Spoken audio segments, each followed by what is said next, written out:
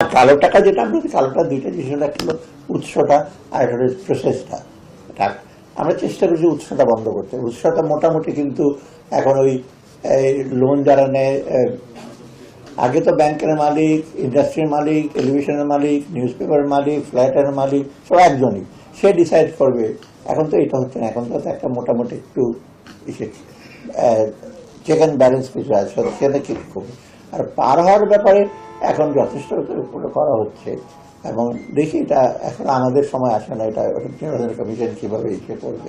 তবে আমরা we are watching ইট, যে কারো টাকা যাতে এখন রাজনৈতিক জিনিস, আমি সবসময় অর্থনৈতিক উন্নতি রাজনৈতিক কালচারের সাথে। এখন যদি ওনারা যদি এনকারেজ করে টাকা পয়সা দিয়ে এসে করবেন, নমিনেশন দেবেন, ভোট দেবেন, তাহলে তো আমি তো অর্থ মন্ত্রণালয় থেকে এটা কিছু ডিফিকাল্ট। তো কিন্তু এটা লাগবে যদি আমরা সঠিক এসে চাই।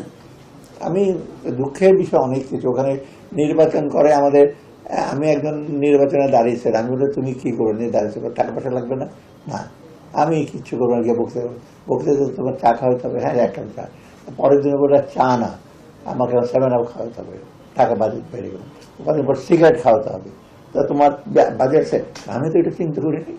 আমি তুমি 10 লক্ষ টাকা চিন্তা করতে, এখানে 10 কোটি টাকা লাগবে।